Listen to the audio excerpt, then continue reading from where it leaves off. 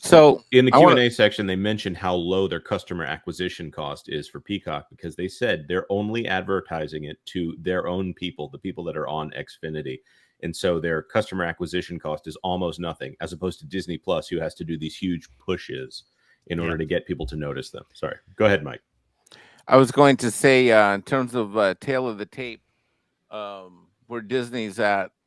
Can I share this? Yeah, I was pulling it up. Okay. Oh, it's So- up. It's up 10 cents, $1.50. Well, we do have the macro side of things if you look today. And people asked about Sorry, this before, sorry. you know, like after the last earnings calls, and they're like, oh, this is changing and that and it's changing.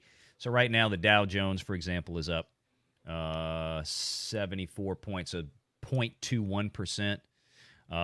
Disney is up slightly above that. Disney has historically been more reactive. The beta is higher for Disney than the average out there. But if you compare it to the S&P, Disney is pretty much right in line with the S&P right now. It's at 0.88. The S&P is up 0.86. So it's right in line with it. You go back over to Comcast, and it's up 600 basis points. Now 720 basis points as opposed to 86. That's what you have to look at. That's a move. That's a move. And the same thing happened, I believe, the last earnings call for Comcast also saw about an 8% bounce the day of. So we're seeing it repeat. Disney last time, not so hot. And it hasn't moved anywhere, and I don't know if August 9th is going to significantly move the needle. Again, we're not talking about predicting stock prices. Don't make any decisions based on this. That's not what we do here. We're just looking at it from a comparative perspective of which entertainment companies are working right now and which aren't and why. Which company's at a 6-month low and which company's at a 6-month high? 1 year high. Well, which company has a Yeah. movie that is releasing today that has a $400 million break even at the lowest, and which now has a projection to not reach $100 million at the box office in North America? Total run. Oh, wait, it's Disney again. Yeah. I mean, that's going to be – that's everything, right? And there's going to be a lot of questions. There's going to be a lot of questions for Iger on that Q&A. I think it's going to be so much fun on August 9th. It's going to be – I got to tell you, what stood out for me on this call was two things. The whole issue about the subs. I mean, number one, the number of them going up, and then number two, the ARPU, the average revenue per user, going up. mm-hmm. That is phenomenal, because typically when you're adding, or like what Disney has done, where you're adding subscribers or users to your database, but you have these costs or these promos, promo specials where you're bringing them in at a lower revenue rate, that ARPU can be very sluggish behind the sub number. And with Comcast able to announce today that both the numbers of users is up, as well as the average revenue per user being up, that is absolutely fantastic and stellar, combined with what Jonas was talking about when we look at things like their acquisition costs. It's fantastic. Yeah. I mean, they're moving in the right direction, and even though they're stipulating that losses are going to peak this year in 2023 for Peacock at I think $3 billion, it sounds like a lot of money. It is. It's a lot less than the same peak year that we're going through right now or just finished with Disney Plus. And again, it's those acquisition costs. It's not trying to chase after dead weight like, Right. frankly, like India, Hotstar, which granted, I know they acquired with Fox acquisition and all this kind of stuff. Well, the other thing about Peacock is it has the hallmarks of a mature streaming service. They technically do have premium content, but the value proposition with Peacock as a business is they have all of that bingeable content, that NBC Universal catalog of 7 or 8 season comedies that people just go through as comfort food. That is where they make their ad money. That is where people spend a majority of their time. A lot of people will show up for a premium show like The Mandalorian, may it rest in peace, or I don't know, something big like a House of Cards or something like that. But the numbers show and bear out, and Zaslav understands this over at Warner Brothers Discovery, that people come for the comfort food people come for the prestige content, and they stay and they keep watching for all of that stuff that is not sexy. That is just like, yeah, I'm going to watch Golden Girls again, which that's on Hulu, so that's a bad example. But The Office again. Mm-hmm. Yeah, exactly. I mean, you don't have to have $200 million plus brand new content 7 times a year. Disney Plus. I mean, that really is kind of their problem. I mean, every one of those Marvel shows, every one of these Star Wars shows, they're dropping this kind of money on. It seems like it's just they're not getting the viewership there for that. The viewership for The Office, as you just mentioned, is probably significantly higher than any Star Wars or Marvel property that is on Disney Plus. And what I think today's call is a sign that this is a company doing this. And I got to tell you, between the Comcast guys' comments about the strike, this is Zaslav's comments about the strike, Iger's comment about I don't want to be Bob Iger going into next week's call. I mean, I really don't. I think these Culture. What do you think? Don't you think these CEOs have watched what's happened to Bob the last couple of weeks with talks about the strike, and these two guys have listened and adjusted? What do you think? I guarantee it. In fact, thank you for coming to me. But I'm with you, Mike. I have a feeling that everybody's going to be taking shots at Disney because they're all going to have reason to. We're going to find out a week from yesterday or next Wednesday, however you want to say it, just how bad Disney is, just how bad the hole is that Disney's in, and it's substantial. And they're pulling out all the stops to try to stop the bleeding, to try to change public perception. But bringing in Staggs and Mayer just to try to change people's perception that's not gonna work, especially when the numbers that we all expect are going to be quite negative. And you watch what Zaslav said he was going to do. He came in and did it. There's not a lot of other entertainment companies that are going the right direction. I mean, Paramount may have stopped the bleeding. Hard to say. We won't know quite yet. But you have the things that are happening with Disney, and we know that they're still bleeding, and they're bleeding across all of their vertically integrated empire. So I'm like I said, I'm kind of very positive or very optimistic on the future for Warner, just based on all of the actual numbers, not just on what they're saying. And if this guy's going to tell you he's going to do something, he's going to do something. And I'm really excited about the potential for sports. Disney's going the wrong way on sports. That's the other negative here. When you're looking to shed some of your ESPN, if not your entire entity, that's a problem. Especially after you told people you were keeping it last quarter. Yeah, that's complicated too, and the market has not responded favorably to the idea of ESPN taking on a strategic partner. No. Any bumps in the stock price that happened because of the Staggs announcement, that's just gone now. It's back to where it was. Mm-hmm. So I think that Iger should probably take that as a under advisement, that the idea that Staggs and Mayer are coming back bump the stock price, but then the assurance is that no, this is a consulting contract, probably put them right back where they were.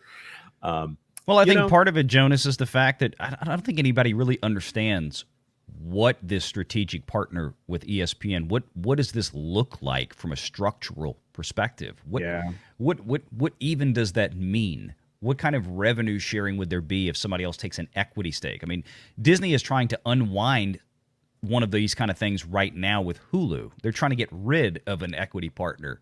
And now they're talking about, well, now we're going to bring one in for this. It's like, well, wait, what? And you can listen to David Zaslav on this earnings call talking about, well, we now have Max set up for live broadcast capacity. I mean, kind of like Amazon does now, where you've got Amazon Prime Video. You go in and watch a movie or buy something on PVOD, or with their contract with the NFL, you can go watch Thursday Night Football live if you're an Amazon Prime subscriber, with live broadcasts. And, of course, there are commercials in there. And the same would be the case with Max. If they start putting NBA content, for example, on Max, you can go watch a live NBA game. Even if you have the premium subscription, you're still going to wind up getting commercials for that, I'm sure. Any kind of live content, especially live sports, is going to have that regardless. It's got it built in. There's no reason not to. Yeah, because of breaks. Exactly. Because of the commercial breaks. You got to have them because they take breaks during the game. Yeah, and there's a lot of revenue there to be had, and because he made it known, and this is interesting because there is a difference, and that is that he made it clear that they have digital broadcast rights for some of these sports packages. All their sports. All their sports. You look at Disney, for example, with ESPN. If any of you watch ESPN through an app, like on an Apple TV app for ESPN, or if you watch ESPN Plus especially, you'll find when they cut to commercial breaks, it's usually, a lot of times, it's just a blank screen that says ESPN, be back Dude, shortly. it sucks. I don't even Yeah. use it anymore. It's so I took dumb. it off my iPad. Sucks. Yeah, and that's because they don't have the same provisions in those contracts that maybe Warner does with the NBA or the NHL or whoever else that they have contracts with. Obviously, with college football or with NFL, there's still things that need to be worked out. So it's an advantage to Warner in this case to be able to do this and expand their footprint, expand the grasp they have. Because, hey, if you're going to go in and watch live sports, you'll be able to go in and watch live news coverage pretty soon. I mean, he had a specific question asked about CNN, basically. Would that wind up on... Right at the end. Yeah, right at the end. Would that wind up on HBO Max as well for live news? And Zaslav danced around it, basically saying that... We have a plan. We'll be talking about that soon. We're just not ready to say anything yet. So that means they know something's coming. They want to have a separate big announcement for that. You don't want to do it during a Q&A on an earnings call. You want to make it a big press release, separate headline news item to get that word out there. So I understand his desire not to say anything in that case. But obviously it does seem to strongly imply that is exactly what is happening. I mean, you don't add something like a live broadcast capacity to a streaming service, especially when you have whatever we think of CNN or not, doesn't matter. It's still one of the oldest, most preeminent names in 24-hour news, the first one out there that ever was, and they're going to hang their hat on it. Now, they can try to continue to rebrand CNN over time and hopefully shake off some of its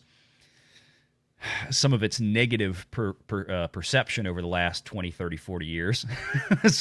But that is obviously where they want to go. Same with sports. So I think all of this is very fascinating to see. Warner Brothers obviously on the upswing. To be fair, when Zaslav came in, I don't think there was much lower it could go at that point. I guess theoretically it could have been, but obviously it's been trending in the right direction since then. So Jonas, Mike, Culture, any other Jonas, thoughts you haven't said much. I defer to you. No, this is a fantastic earnings call. You think about the mention of CNN and the talk about sports. They have room to grow. Obviously, the movie business can only go up from here, and they've got the proof there with Barbie, which I'm going to say is probably a fluke, but he pointed out all the reasons that it was set up for success, which good for them that somebody teed that up for them, even though it wasn't a second quarter item. There was some talk in the background here about gaming. I don't like WB Games. They're not a great company. I finally played Hogwarts Legacy. I gotta say, as a Hogwarts simulator, A+. It is still a little woke, so I don't like that. And after a little while, you're just doing the same thing over and over again. I want a robust game. I want them to do that first game with like a rock steady, and then stay away from the Batman Arkham Origins side of the game business. So I don't think they're gaming business. I don't have a ton of faith in that. But in the last 36 minutes, I'm looking at the most recent articles of how they're spinning this call, and this is what they're focused on, and I think this is why the stock's where it's at. So their cash flows improved, but their earnings missed. Right. And I also think I see 2 or 3 places on the tech finance side of things where they are focusing on the loss of subs, even though Zaslav says it doesn't matter, which I don't believe it does. It's not about...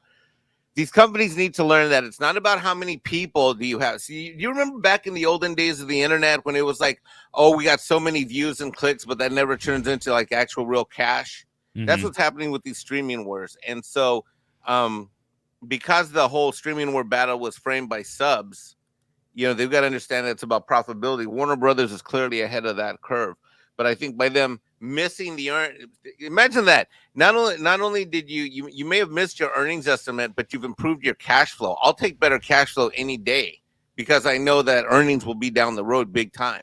And right. I don't give a shit about losing some 1.8 million subs, especially if I know that the ones that I have are sticking with me even through a stupid branding change, and that I can make money off of the ones that I do have. And especially if those 1.8 million subs that you lost were largely either consolidated because they didn't need a second subscription for D+ anymore, for Discovery Plus. Now it's all pilfered in through Max. Yeah. And it sounded like the bigger component of that was shedding subs from lower yielding territories where the average revenue per user was less than their core here in North America and some other places.